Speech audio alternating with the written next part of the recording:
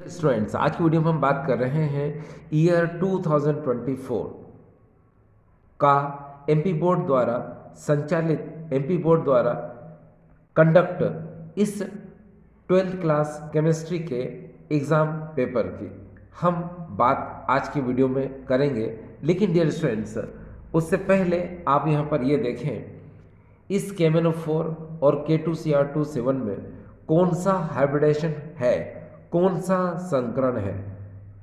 आपके दिमाग में sp3 या फिर D3S चल सकता है, sp3 या D3S चल सकता है, तो ऑब्वियसली इसमें sp3 या D3S में से एक है, तो हम इसके एक्सप्लेनेशन की बात बाद में करेंगे। सबसे पहले हम दूसरे क्वेश्चन को लेके चलते हैं। देखिए डियर स्टूडेंट्स, यहाँ पर हमारे सामने ये पहला क्वेश्चन है।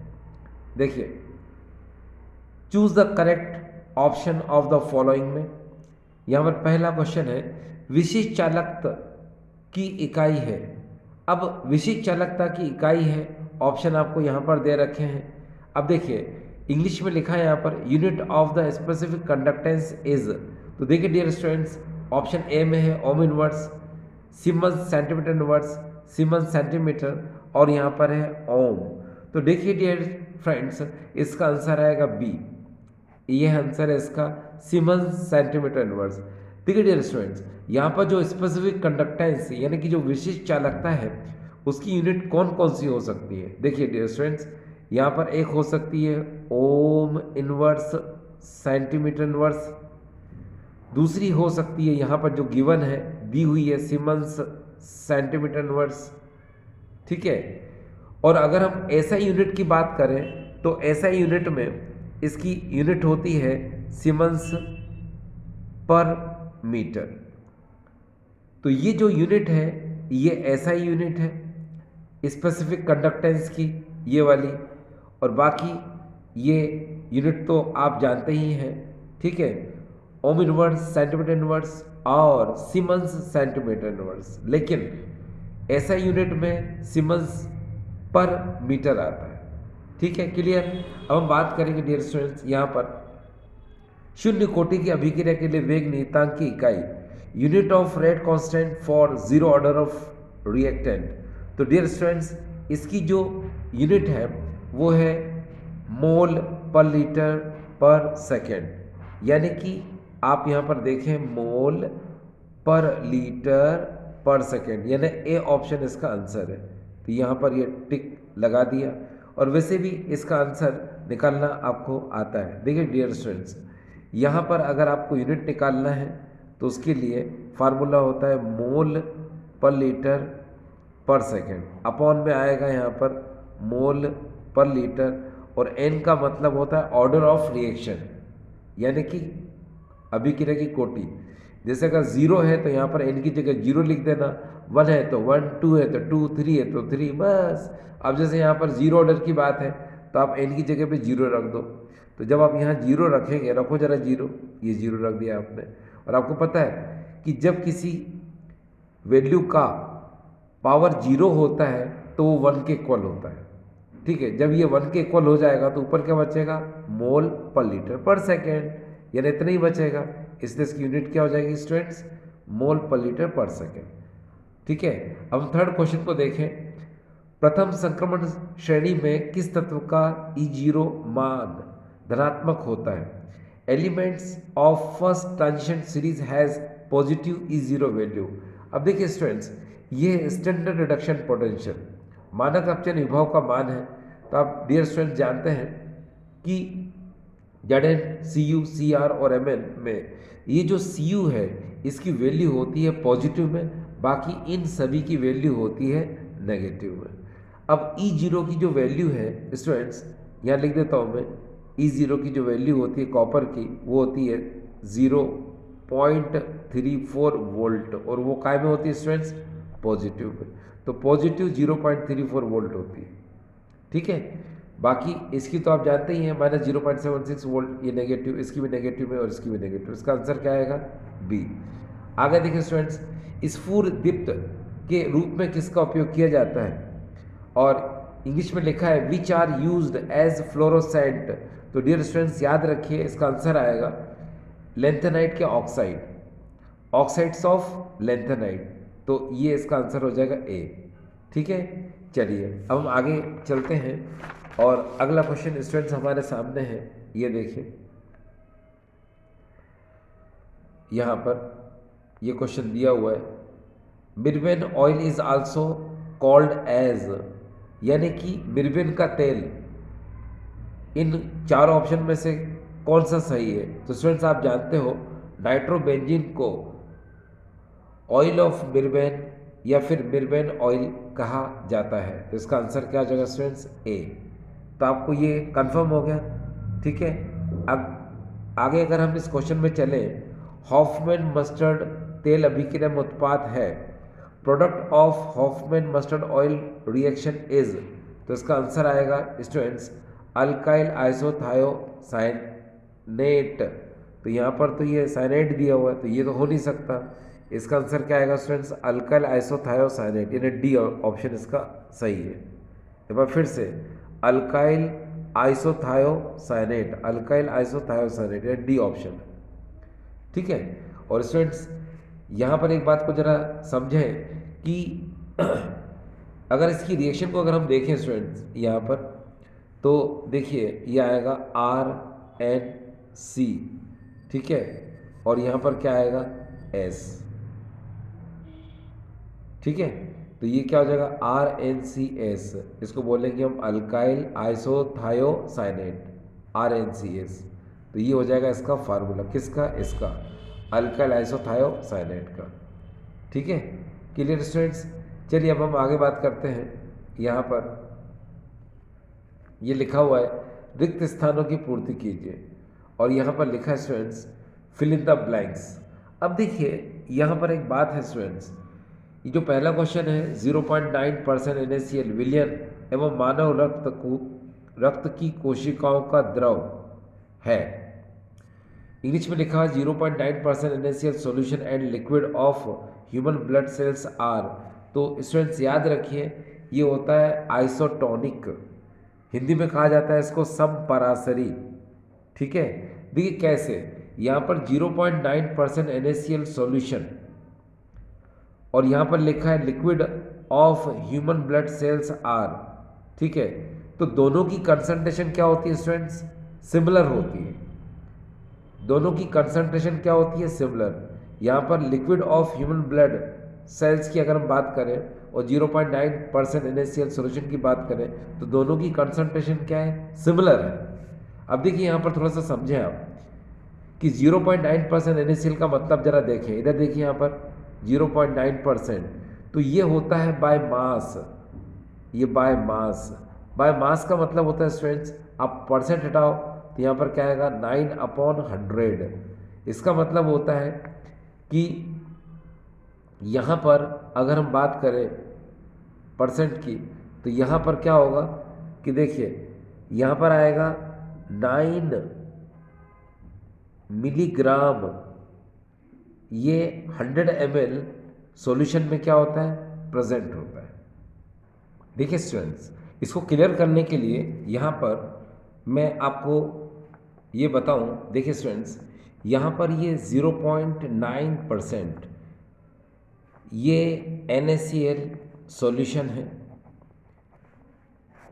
हम यहाँ पर 0.9% NaCl सॉल्यूशन लेते हैं और यहाँ पर हम बात कर रहे हैं वाटर की। ये देखिए स्टूडेंट्स, अब देखो यहाँ पर क्या होता है कि 0.9% NaCl सॉल्यूशन है ये, ठीक है, और यहाँ पर क्या स्टूडेंट्स? ये वाटर है। और आगे देखिए स्टूडेंट्स, यहाँ पर हमें ब्लड सेल्स हैं, यानी ह्यूमन ब्लड सेल्स हैं। ये देखिए ह्यूमन ब्लड सेल्स, ये ह्यूमन ब्लड सेल्स है। आप ज़रा समझते जाइएगा प्लीज़। अब देखिए ये मानव रक्त कोशिकाएं हैं। अब इन ह्यूमन ब्लड सेल्स को अगर हम इस वाटर में डाल देते हैं, तो आपको पता है कि ह्यूमन ब्लड सेल्स यानी कि जो ह्यूमन ब्लड सीरम है उसकी कंसंट्रेशन होती है 0.85%, यानी कि मान लो स्टैंडर्ड 0.9% के करीब होती है। ठीक है, और यहाँ पर जो वाटर है इसकी कंसंट्रेशन क्या होती है, कम, और इसकी कंसंट्रेशन क्या है स्टूडेंट्स, ज़्यादा होती है। तो जो वाटर है ये ह्यूमन ब्लड सेल्स यानी इसके अंदर क्या करेगा, इंटर करेगा। तो ये जो सेल्स होती हैं ये क्या हो जाएंगी, ये स्वेल हो जाएंगी यानी फूल जाएंगी। उसके बाद क्या होगा, जब वाटर इसमें ज़्यादा इंटर करेगा तो ये सेल्स जो हैं ये बस्ट आउट यानी फट जाएंगी। ठीक है, इसी को हम लोग स्टूडेंट्स बोलते हैं हीमोलाइसिस। इसको हम लोग बोलते हैं क्या, हीमोलाइसिस। अब इसी तरह से स्टूडेंट्स ये जो ब्लड सेल्स हैं इसको हम सॉल्ट सॉल्यूशन में ले लें। ये देखिए यहाँ पर ये सॉल्ट सॉल्यूशन में आपने ले लिया, जिसकी कंसंट्रेशन क्या होगी, 0.9% से ज़्यादा होगी। ठीक है, तो जब इन सेल को आप इसमें डाल देंगे तो आपको पता है कि इसकी कंसंट्रेशन, इसकी सांद्रता क्या है, ज़्यादा है। तो इसमें प्रेजेंट जो सॉल्वेंट मॉलिक्यूल होगा वो अब इस सॉल्ट सॉल्यूशन में जाना शुरू कर देगा, जिसकी वजह से ये जो सेल्स हैं, ह्यूमन ब्लड सेल्स हैं, ये श्रिंक हो जाएंगे, ये सिकुड़ जाएंगे। ठीक है, इसी को हम कहते हैं प्लाज्मोलाइसिस। तो ये क्लियर हो गया स्टूडेंट्स। और अब यहाँ पर फिर से देखिए कि इन ह्यूमन ब्लड सेल्स को अगर हम इस 0.9% NaCl सॉल्यूशन में डाल देते हैं तो उसमें कोई चेंज नहीं आएगा। क्यों? क्योंकि जितनी कंसंट्रेशन इसकी है, इसके ब्लड सीरम की जितनी कंसंट्रेशन है उतनी ही कंसंट्रेशन यहाँ पर NaCl सॉल्यूशन की है। तो दोनों की कंसंट्रेशन सेम है। ठीक है, इसी को हम कहते हैं क्या, आइसोटोनिक सॉल्यूशन। इसी को कहा जाता है समपरासरी विलयन। तो आई होप थोड़ा सा समझ में तो क्लियर हो रहा होगा आपको। अब देखिए स्टूडेंट्स, यहाँ पर 0.9% NaCl विलयन एवं मानव रक्त कोशिकाओं का द्रव समपरासरी है। इंग्लिश में देखिए 0.9% NaCl solution and liquid of human blood cells are isotonic. तो यहाँ पर क्या आएगा स्टूडेंट्स, आइसोटोनिक आएगा। आगे देखिए स्टूडेंट्स, यहाँ पर क्या होगा, यहाँ पर लिखा हुआ है सिस प्लैटिनम संकुल का उपयोग फिर डेश के इलाज में किया जाता है। तो आंसर आएगा स्टूडेंट्स यहाँ पर क्या, कैंसर। क्या आएगा स्टूडेंट्स यहाँ पर, cancer. Cis platinum complex are used in treatment of cancer. ठीक है, तो यहाँ पर आप लिख सकते हो स्टूडेंट्स क्या, कैंसर। चलो लिख देते हैं यहाँ पर, यह आ जाएगा कैंसर। अब ये तो आ ही गया था स्टूडेंट्स, यहाँ पर आप क्या लिखोगे, आइसोटोनिक यानी कि समपरासरी हिंदी में। फिर आगे हम बात करते हैं, यहाँ पर लिखा हुआ है एल्डिहाइड प्राथमिक एमिन से क्रिया करके नामक क्षार का निर्माण करता है। तो यहाँ स्टूडेंट्स आएगा क्या, शिफ। ठीक है, क्या आएगा स्टूडेंट्स, यहाँ पर हिंदी में लिखेंगे शिफ और इंग्लिश में लिखेंगे Schiff base, SCHIFF, Schiff base. Clear. अब स्टूडेंट्स आगे लिखा है बाल में डेड्रेश नामक प्रोटीन पाया जाता है। तो स्टूडेंट्स आपको याद होगा इसमें बालों में जो प्रोटीन होता है उसका नाम होता है केराटिन। ठीक है, यहाँ पर आप लिख सकते हो केराटिन, और इंग्लिश में लिखना है तो आप यहाँ पर लिख सकते हो KE, और यहाँ पर हो जाएगा RATINE, केराटिन। एक बार फिर से KERATINE, केराटिन, ये केराटिन लिख सकते हो। ठीक है, आगे अगला क्वेश्चन है, जो अभिक्रिया केवल एक पद में पूर्ण होती है उन्हें कहते हैं, वो होती है प्राथमिक अभिक्रिया। इंग्लिश में देखें, reaction occurs in single step is also called, इसको बोलेंगे हम प्राइमरी रिएक्शन। अब स्टूडेंट जिस क्वेश्चन की हमने बात की थी वो क्वेश्चन आ चुका है। क्वेश्चन है यहाँ पर देखिए, केमेनोफोर में संकरण होता है, या फिर यहाँ पर कह सकते हो डेडेडेश हाइब्रिडेशन इज प्रेजेंट इन केमेनोफोर। तो स्टूडेंट्स याद रखिए यहाँ पर आंसर आएगा D3S। यहाँ पर ये लिख दिया मैंने D3S hybridization is present in chromophore. अब स्टूडेंट्स आपके दिमाग में चल रहा होगा कि यहाँ पर D3S कैसे पॉसिबल है। तो स्टूडेंट्स इसका आंसर मैं थोड़ी देर में आपको बताता हूँ कि यहाँ पर sp3 क्यों नहीं है, D3S क्यों है। ठीक है, तो पहले हम कुछ क्वेश्चन और करें। जैसे ही हमारे ये वर्ड सेंटेंस कंप्लीट हो जाएंगे और ये है वन वर्ड सेंटेंस और यहाँ पर ट्रू और फॉल्स। ये ट्रू और फॉल्स जैसे ही क्वेश्चन खत्म हो जाएंगे हमारे, ठीक है, उसके बाद मैं इसके आंसर आपको बता देता हूँ। थोड़ा सा हम देखें। और वैसे भी स्टूडेंट्स ये जो पेपर है इसमें काफ़ी इंटरेस्टिंग क्वेश्चन पेपर है। अब जैसे आपके सामने देखो, यहीं पर देख लीजिए आप, right true and false, RCN 250 degree centigrade RNC। यहाँ पर देखिए अल्काइल साइनाइड है, इसको 250 डिग्री सेंटीग्रेड पर ये अल्काइल आइसोसाइनाइड बना रहा है। अब आप सोचिए ये ट्रू है कि फॉल्स है, तो है ना काफ़ी इंटरेस्टिंग। तो यहाँ पर वही चीज़ है कि ये पेपर काफ़ी इंटरेस्टिंग है। तो मैं आपके नॉलेज के लिए बताऊँ स्टूडेंट्स, ये फॉल्स है। क्यों? क्योंकि ये अल्काइल साइनाइड जो है 250 डिग्री सेंटीग्रेड पर इसमें कोई चेंज नहीं आता। हाँ, अगर ऐसा होता कि ये अल्काइल आइसोसाइनाइड होता और यहाँ पर 250 डिग्री सेंटीग्रेड होता तो वो कन्वर्ट हो जाता किसमें? अल्काइल साइनाइड में, ठीक है। तो उस प्रोसेस को हम लोग बोलते हैं आइसोमेराइजेशन। मगर यहाँ पर क्या होगा कि ये अल्काइल साइनाइड 250 डिग्री सेंटीग्रेड पर अल्काइल आइसोसाइनाइड का फॉर्मेशन नहीं करेगा। तो इसको हम लोग क्या बोलेंगे स्टूडेंट्स? ये ट्रू है कि फॉल्स है? तो ये फॉल्स है, क्योंकि ये होता ही नहीं है, ठीक है ना। तो ये बहुत सारी चीज़ें ऐसी हैं कि आप ये क्वेश्चन पेपर देखते जाएंगे तो काफ़ी इंटरेस्टिंग लगेगा आपको, इसलिए आप थोड़ी देर तक बने रहें। चलिए हम आगे बात करते हैं। सबसे पहले स्टूडेंट्स हमारे सामने यहाँ पर लिखा है सही जोड़ी बनाइए। यहाँ पर लिखा है मैच द पेयर करेक्टली।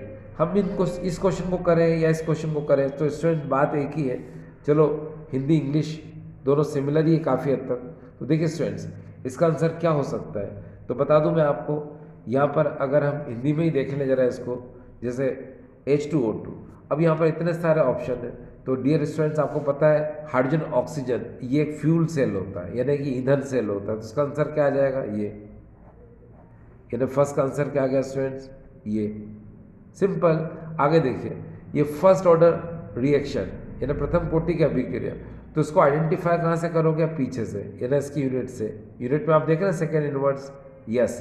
तो इसका आंसर क्या आएगा? ये। तो यहाँ पर देखिए फर्स्ट ऑर्डर केमिकल रिएक्शन का आंसर आएगा ये, ठीक है। अब देखिए यहाँ पर लिखा है फॉस्जीन। तो स्टूडेंट्स आपको पता है फॉस्जीन क्या होती है? फॉस्जीन आप जानते हैं कार्बोनाइल क्लोराइड को फॉस्जीन बोलते हैं। उसका फार्मूला आपको पता है स्टूडेंट, देखो COCl2। ये पॉइजनस गैस है ना। तो इसका आंसर क्या आएगा? ये वाला। तो काफ़ी इंटरेस्टिंग है, इजी है पेपर। अब जैसे यहाँ सुक्रोज की बात करें स्टूडेंट्स, तो आपको पता है सुक्रोज क्या हो सकता है? इन सभी ऑप्शन के अंदर अगर आप देखें तो देखो सुक्रोज है ना मोनोसेकेराइड नहीं है स्टूडेंट्स, याद रखिएगा। सुक्रोज क्या होता है? डाइसेकेराइड होता है। अब सुक्रोज के लिए ऑप्शन क्या है? ये वाला, क्योंकि आपको पता है सुक्रोज जो होता है वो डेक्स्ट्रो या फिर पॉजिटिव, ठीक है। ये क्लियर। अब हम बात करेंगे हिल्सबर्ग रिएजेंट की। तो ये सबको पता है कि हिल्सबर्ग रिएजेंट इन सभी के अंदर ये वाला है, बेंजाइल सल्फोनाइल क्लोराइड। तो आंसर आ गया इसका ये वाला। तो क्लियर, जितने भी मैंने बताया आपको यहाँ से क्लियर हुआ। तो इसमें हिंदी इंग्लिश थोड़ा, तो हिंदी मीडियम स्टूडेंट को थोड़ी बहुत तो इंग्लिश को एडजस्ट करना ही पड़ता है ना, ठीक है स्टूडेंट्स। तो ये क्लियर हो गया ना। चलिए अब हम आगे की तरफ चलते हैं स्टूडेंट्स। हमारे सामने क्वेश्चन है, ये देखिए यहाँ लिखा है एक शब्द या एक वाक्य में उत्तर लिखिए, आंसर इन वन वर्ड और सेंटेंस, ठीक है स्टूडेंट्स। यहाँ पर लिखा है जो विलयन स्थिर ताप पर बिना संगठन बदले उबलते हैं वे कहलाते हैं। तो पहले हिंदी में कहें इसको, स्थिर क्वाथी मिश्रण। इंग्लिश में देखिए the solution which boils at constant temperature without changing its composition are called azeotropic mixture, ठीक है। ये क्लियर स्टूडेंट्स। दूसरा आर्यनस समीकरण लिखिए। तो डियर स्टूडेंट्स आपको पता है आर्यनस समीकरण तो आप लिख सकते हो। आर्यनस इक्वेशन को सिंपल लिखना है आपको, K = A dot E minus EA/RT। ये लो, बस ये तक लिख के छोड़ दो। आगे क्या लिखा है स्टूडेंट्स? K2HgI4 को कौन सा अभिकर्मक कहा जाता है? K2HgI4 reagent is also known as, उसको कहते हैं स्टूडेंट्स नेस्लर रिएजेंट। तो ये क्लियर है, क्या बोलेंगे स्टूडेंट्स को? Nessler reagent. आगे हमारे सामने है व्हाट इज फॉस्फोडाइएस्टर बॉन्ड, ठीक है। यहाँ पर क्या है? ये फास्फोडाइएस्टर बॉन्ड। ये फास्फोडाइएस्टर बंध किसे कहते हैं? तो देखिए स्टूडेंट्स ये फॉस्फोडाई एस्टर बॉन्ड वो बॉन्ड है जिसके द्वारा दो न्यूक्लियोटाइड आपस में लिंक होते हैं। जिस बंध के द्वारा दो न्यूक्लियोटाइड आपस में जुड़े होते हैं उस बंध को हम लोग बोलते हैं फास्फोडाई एस्टर बंध। यानी जिस बॉन्ड के थ्रू दो न्यूक्लियोटाइड आपस में लिंक होते हैं उसको कहा जाता है क्या? फॉस्फोडाई एस्टर बॉन्ड। क्लियर? आगे देखिए फिफ्थ क्वेश्चन है, यहाँ पर है 2 अल्काइल हैलाइड और 2 NH से रिएक्शन करेंगे और यहाँ पर है ड्राई एथेनॉल, ठीक है। और यहाँ पर इन्होंने RrO+2NX बना रखा है और लिखा है उपरोक्त अभिक्रिया को क्या कहा जाता है। देखिए डियर स्टूडेंट्स, ये ड्राई एथोल तो नहीं होता, यहाँ पर आपको ड्राई ईथर, ये थोड़ी सी मिस्टेक हो सकती है। तो यहाँ पर क्या है स्टूडेंट्स? Dry ether. तो अगर यहाँ पर ड्राई ईथर है तो आप इस रिएक्शन के बारे में तो जानते होंगे। इस रिएक्शन को हम लोग बोलते हैं वुड्स रिएक्शन। क्या बोलते हैं इसको? Wurtz reaction. अब हम इस क्वेश्चन को देखें स्टूडेंट्स, ये है राइट ट्रू एंड फॉल्स। यहाँ पर है अल्काइल साइनाइड को 250 डिग्री सेंटीग्रेड पर रखते हैं तो ये अल्काइल साइनाइड बनाता है। तो स्टूडेंट्स ये क्या है? फॉल्स। तो आप यहाँ पर लिख दीजिए ये फॉल्स है। दूसरी बात, EDTA एक दंतुर लिगेंड है, मतलब EDTA इज बाइडेंटेट लिगेंड, माफ करना यहाँ पर लिखा है EDTA एक द्विदंतुर लिगेंड है, बाइडेंटेट लिगेंड, ठीक है। EDTA is a bidentate ligand. तो मैं कहूँगा नो डियर, ये हेक्साडेंटेट लिगेंड है। तो ये भी क्या है? ये यहाँ पर आएगा, ये फॉल्स है। आगे ग्लिसरॉल का IUPAC नेम इथेन 1,2-डाइऑल है, यस, यानी ये ट्रू है। थर्ड क्वेश्चन को देखें हम, यहाँ पर थर्ड क्वेश्चन तो हो चुका। फोर्थ क्वेश्चन को देखें, एल्डोल संघनन अभिक्रिया में सिनेमिक अम्ल बनता है, ठीक है। Cinnamic acid is formed in aldol condensation reaction. तो मैं कहूँगा नो, ये फॉल्स है। तो यहाँ पर हम लिख देंगे फॉल्स, क्योंकि आपको पता है एल्डोल कंडेंसेशन में मेन प्रोडक्ट बनता है एल्डोल, और उसके बाद क्या होता है कि जब वाटर मॉलिक्यूल निकल जाता है तो वो बनाता है alpha beta unsaturated carbonyl compound, इसका फॉर्मेशन होता है। हिंदी में कहें अल्फा बीटा असंतृप्त कार्बोनिल यौगिक का निर्माण होता है, ठीक है। ये क्लियर? यानी ये आप इसको मान सकते हैं कि ये इसका मेन आंसर ये है, ठीक है। पहले तो वो एल्डोल बनाता है, जब वाटर मॉलिक्यूल निकल जाता है तो मेन प्रोडक्ट क्या बनता है स्टूडेंट्स? ये, ठीक है। अब क्लियर? अब हम आगे चलते हैं स्टूडेंट। देखिए विटामिन सी का रासायनिक नाम रेटिनॉल है। तो मैं कहूँगा नो, ये भी स्टूडेंट्स क्या है? फॉल्स है। आपको बता दूं मैं, रेटिनॉल विटामिन ए का केमिकल नाम है, ठीक है। और यहाँ पर हम बात कर रहे हैं विटामिन सी की, तो विटामिन सी का जो रासायनिक नाम, जो केमिकल नेम है, वो है एस्कॉर्बिक एसिड, ठीक है। रेटिनॉल ये विटामिन ए का केमिकल नाम है। हमें विटामिन सी के बारे में पूछा तो विटामिन सी का नाम है क्या? Ascorbic acid. Clear students? आगे की बात करें हम, यहाँ पर लिखा है प्रोटीन एमिनो अम्ल का बहुलक है। तो डियर स्टूडेंट्स, आपको पता है कि ये आंसर ट्रू है कि फॉल्स? तो बिल्कुल ये आंसर ट्रू है स्टूडेंट्स। प्रोटीन एमिनो अम्ल का क्या होता है? बहुलक होता है। Protein is a polymer of amino acid. तो यहाँ क्या आ जाएगा स्टूडेंट्स आंसर इसका? ट्रू। तो आपने देखा इसका आंसर क्या है यहाँ पर, ये देखिए FFT और यहाँ पर है FFT, ठीक है, ठीक है। तो ये आंसर क्लियर हो गया स्टूडेंट्स। अब हम इसमें आपको बता दें इन क्वेश्चन के बारे में कि इनमें कौन कौन से क्वेश्चन जो है इम्पोर्टेंट हैं, जो आप ईयर 2012 के एग्ज़ाम के लिए प्रिपेयर कर सकते हैं, ठीक है। अब जैसे यहाँ पर इन क्वेश्चन के बारे में बता दूं पहले मैं आपको, ठीक है, नहीं तो आप कहोगे कि सर आपने जो बोला था वो तो अभी क्लियर ही नहीं हुआ, ठीक है। आपने इसके बारे में कहा था कि इसमें हाइब्रिडेशन D3S है कि sp3 है। तो स्टूडेंट्स बात तो ये है कि आंसर तो मैं बता दूंगा आपको, इसका आंसर क्या है, ये D3S है। ये कैसे है वही बता दूंगा आपको कि केमेनोफोर में D3S है कि sp3S है। तो यहाँ तो क्लियर हो गया कि D3S है। अब लेकिन ये कैसे है, तो चलो शुरू कर देते हैं पहले इसके बारे में। तो देखो स्टूडेंट्स, यहाँ पर मैं आपको एक चीज़ क्लियर करूँ। देखिए यहाँ से शुरू करते हैं। देखो सबसे पहले स्टूडेंट्स, ये मेरे पास है KMnO4। आपने सबसे पहले KMnO4 ले लिया। अब KMnO4 लेने के बाद इसमें सेंट्रल एटम कौन है स्टूडेंट्स, ये Mn है, ठीक है। तो यहाँ पर आप Mn को चूज़ करेंगे। आपने Mn को चूज़ कर लिया। अब यहाँ पर इसका एटॉमिक नंबर आपको पता कितना होता है, 25। तो यहाँ स्टूडेंट्स एक बात बता दूँ मैं आपको, आप KMnO4 लो या फिर आप यहाँ पर MnO4 नेगेटिव लो, एक ही बात है, ठीक है। तो हम यहाँ पर इसको लेकर के इसको सॉल्व कर देते हैं, ठीक है स्टूडेंट्स। जैसे यहाँ पर Mn है, हमने Mn ले लिया, एटॉमिक नंबर 25 है वो लिख लिया। अब इसको नोबल गैस से करेंगे स्टूडेंट्स, यानी अक्री गैस के द्वारा करेंगे। तो यहाँ पर आ जाएगा आर्गन, यहाँ पर आएगा 18 और थोड़ा सा स्पेस देंगे, पहले इलेक्ट्रॉन 4s में आते हैं और यहाँ पर आएगा 3d और 18 और 2 20 और यहाँ पर आएगा 5, तो हो जाएगा 25।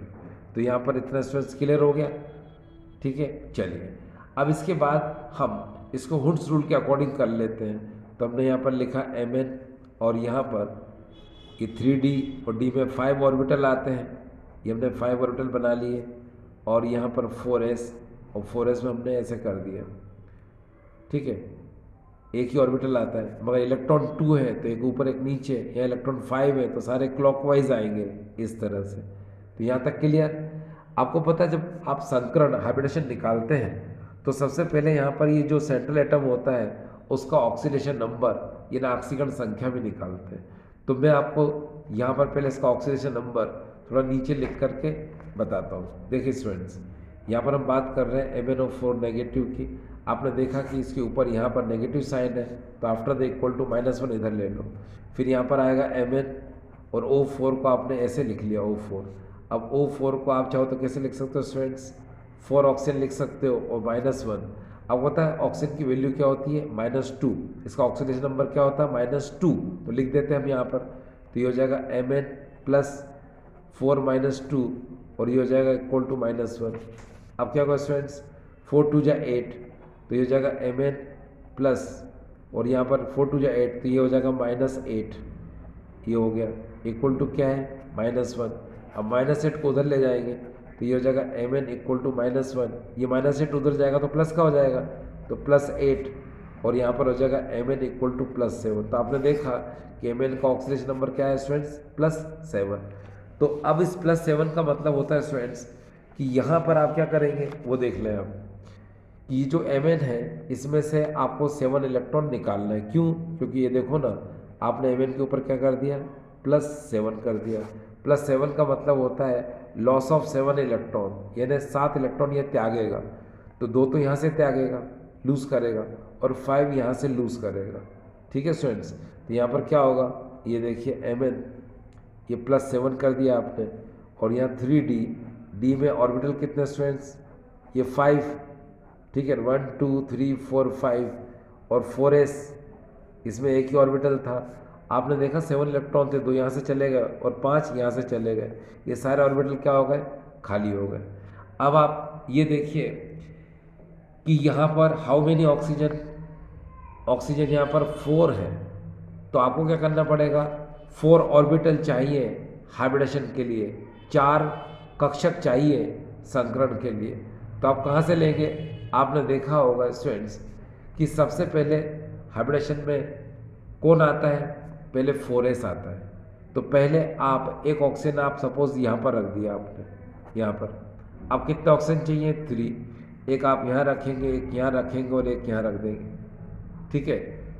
तो इस तरह से आपने क्या देखा कि इसमें D के जो 5 ऑर्बिटल होते हैं उसमें से एक ऑर्बिटल ये, एक ऑर्बिटल ये और एक ऑर्बिटल ये, यानी 3 ऑर्बिटल तो ये यूज़ हो गए और एक 4s का ऑर्बिटल यूज़ हुआ। तो टोटल ऑर्बिटल कितने हो गए स्टूडेंट्स, 4। तो अब आप यहाँ पर लिख सकते हैं क्या, D3s। क्यों, क्योंकि D के 3 हो गए और 4s का 1 हो गया, तो उसको बोलेंगे D3s। तो D3s की वजह से जो इसका स्ट्रक्चर होता है स्टूडेंट्स वो होता है टेट्राहेड्रल। इसकी जो संरचना होती है वो होती है चतुष्फलकीय। तो आपको ये हाइब्रिडेशन निकालना आ गया, ठीक है। अब टेट्राहेड्रल में भी आपने देखा होगा इसका स्ट्रक्चर जो अपन बनाते हैं टेट्राहेड्रल में कैसे बनता है स्टूडेंट्स, इस तरह से। ये देखिए, ये इस तरह से स्ट्रक्चर हम लोग बनाते हैं। और आपको पता है स्टूडेंट्स कि sp3 में भी स्ट्रक्चर जो है क्या टेट्राहेड्रल बनता है। sp3 संकरण में भी जो ज्यामिति बनती है वो चतुष्फलकी बनती है। तो यहाँ पर एक बात है स्टूडेंट्स क्या कि मैक्सिमम बुक्स के अंदर अगर आप यहाँ पर KMnO4 की बात करेंगे, ठीक है, या K2CR27 की बात करें तो वहाँ पर आपको ज्योमेट्री जरूर दिखाई देगी कि ज्योमेट्री टेट्राहेड्रल है, ठीक है, यानी चतुष्फलकीय है, मगर वहाँ पर हाइब्रिडेशन बहुत कम जगह पे लिखा है या फिर लिखा ही नहीं है, ठीक है। तो अधिकतर लोग यही समझते हैं कि इनमें हाइब्रिडेशन क्या होता है, sp3 होता है। लेकिन सच जो है मैंने आपके सामने बताया कि इसका सच क्या है स्टूडेंट्स, इसका सच ये है कि इसमें हाइब्रिडेशन D3S होगा। तो आपको ये क्लियर हो गया स्टूडेंट्स क्या कि अगर हाइब्रिडेशन हम से कोई पूछे कि KMnO4 में कौन सा हाइब्रिडेशन है तो हम बताएंगे अब D3S है। K2CR27 में कौन सा हाइब्रिडेशन है तो हम बताएंगे कि D3S है। क्योंकि मैंने बताया ना जो हाइब्रिडेशन इसमें है उसी तरीके से आप इसमें करेंगे तो दोनों का क्या आएगा स्टूडेंट्स, सिमिलर ही आएगा, ठीक है। D3 KMnO4 में आएगा D3S और D3S जो है स्टूडेंट्स K2CR27 में आएगा। अब तो ये क्लियर है ना आपके लिए। चलिए अब स्टूडेंट्स यहाँ पर एक बात है कि अभी हम ने इस क्वेश्चन की बात की कि KMnO4 में D3S संकरण होता है, D3S hybridization is present in KMnO4। अब डियर स्टूडेंट्स यहाँ पर मैं आपको कुछ इंपॉर्टेंट क्वेश्चन के बारे में बताऊँ जिनके लिए 2024 के लिए आप जिनकी प्रिपरेशन कर सकते हैं। जैसे यहाँ पर देखिए, प्रोटीन का विकृतीकरण की परिभाषा लिखिए, या फिर ऐसे आ सकता है write the short notes on denaturation of protein, यानी प्रोटीन के विकृतीकरण पर टिप्पणी लिखो। तो ये क्वेश्चन थोड़ा इंपॉर्टेंट है, आप इसको देख सकते हैं। Defined denaturation of protein, definition से काम नहीं चलेगा स्टूडेंट्स, आपको write the short notes on denaturation of protein, यानी कि प्रोटीन के ऊपर आपको टिप्पणी लिखना आना चाहिए, ठीक है। चलिए अब हम आगे चलते हैं स्टूडेंट्स। अब देखिए यहाँ पर लिखा है अगला क्वेश्चन स्टूडेंट्स, जिसमें मेरा टिक मार्क लगा रखा है, पेप्टाइड बॉन्ड की परिभाषा लिखिए। तो पेप्टाइड बॉन्ड की परिभाषा ठीक है अपनी जगह पर, लेकिन आपको पेप्टाइड बॉन्ड पूरा करना है। आपको पता है 2 एमिनो एसिड मिलकर पेप्टाइड बॉन्ड बनाते हैं, ठीक है, तो वो पूरा आपको क्लियर आना चाहिए। इसके बाद स्टूडेंट्स देखिए हम इन क्वेश्चन को देखें। यहाँ पर द्विक लवण एवं शंकु लवण में कोई 2 अंतर लिखिए। Right any 2 difference between double salt and complex salt, आप इसकी भी स्टडी कर सकते हैं, ठीक है स्टूडेंट्स। अब यहाँ पर हम अगले क्वेश्चन की बात करें, ये देखिए अगला क्वेश्चन यहाँ पर आता है, ये देखिए, शुद्ध जल की मोललता ज्ञात कीजिए, calculate molality of pure water. ये आपको क्लियर आना ज़रूरी है, ठीक है स्टूडेंट्स। इसके बाद हम आगे की तरफ बात करें तो इधर ये क्वेश्चन इतने ज़्यादा इम्पोर्टेंट नहीं है, ठीक है। इसके बाद हम इस क्वेश्चन की बात करते हैं स्टूडेंट्स। ये देखिए यहाँ पर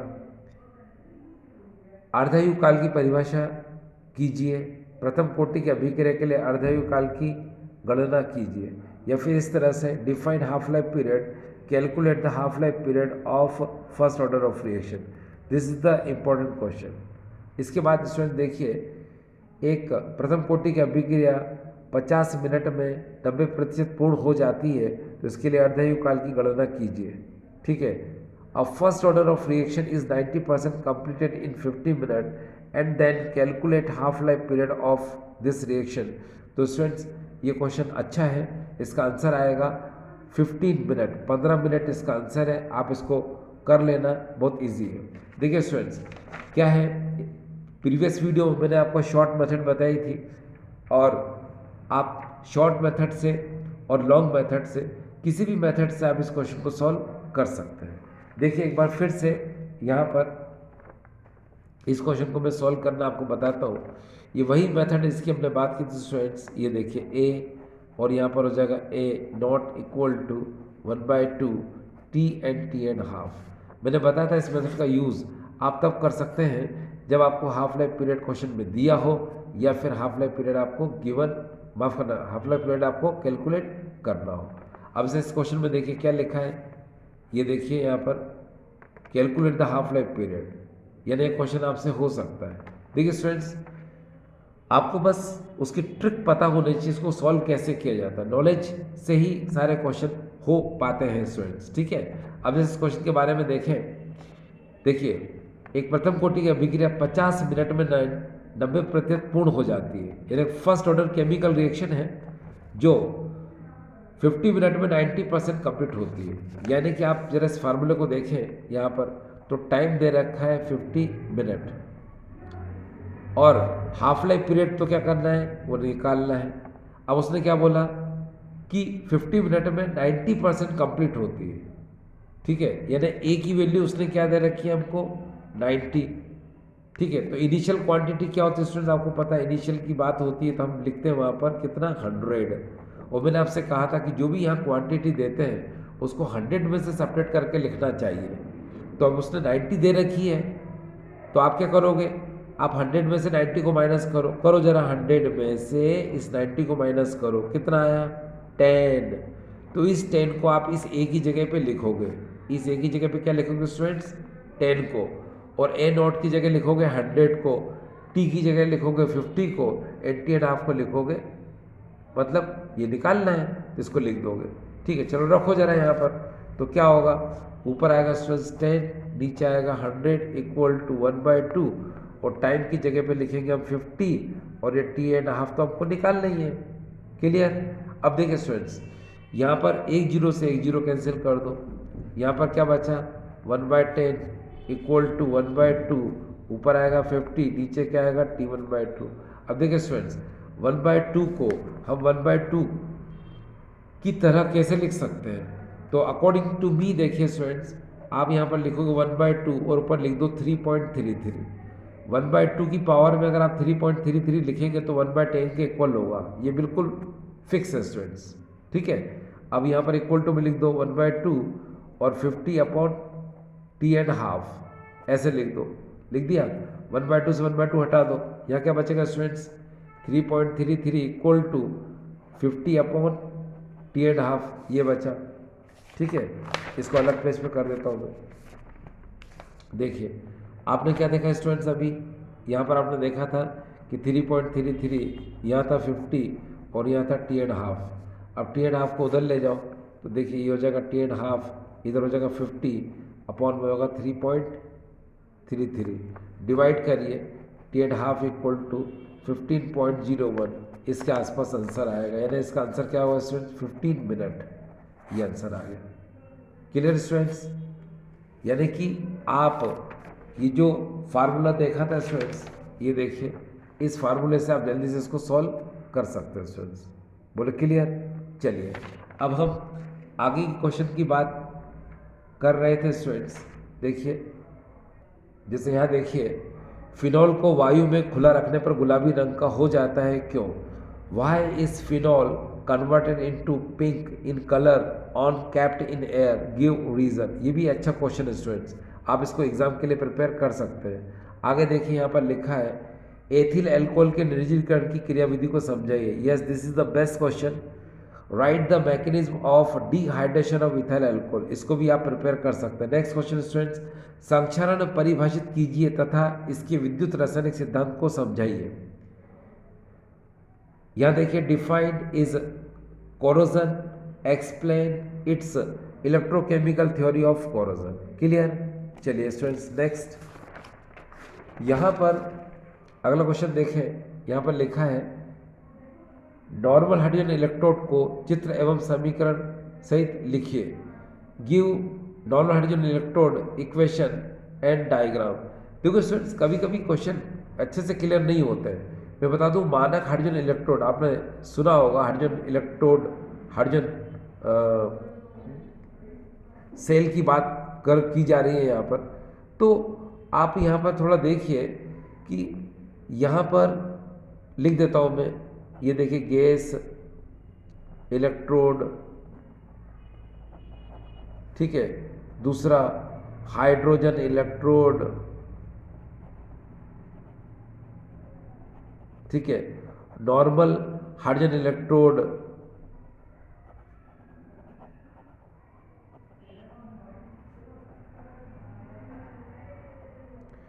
दूसरा स्टैंडर्ड हाइड्रोजन इलेक्ट्रोड। तो भाई ये सारे के सारे आपको पता है कि ये किसके लिए हैं, हाइड्रोजन इलेक्ट्रोड के लिए, ठीक है। तो आपको क्या करना है, उसके लिए पहले डायग्राम बनाना है, ठीक है। उसके बाद उसमें एनोड पर जो रिएक्शन होती है उसको लिखना है, कैथोड पर जो रिएक्शन होती है उसको लिखना है, उसका कितना वोल्ट होता है उसको लिखना है, ठीक है।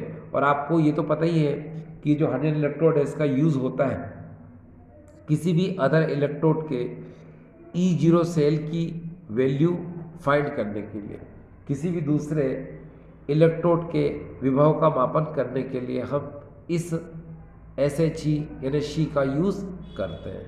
आगे स्टूडेंट देखिए क्या लिखा है, संक्रमण तत्वों के निम्न गुणों को समझाइए। यानी क्या लिखा है यहाँ पर, देखिए संकुल यौगिकों का निर्माण और उत्प्रेरकी गुण, explain following property of transition element, complex formation and catalytic property, ठीक है स्टूडेंट्स।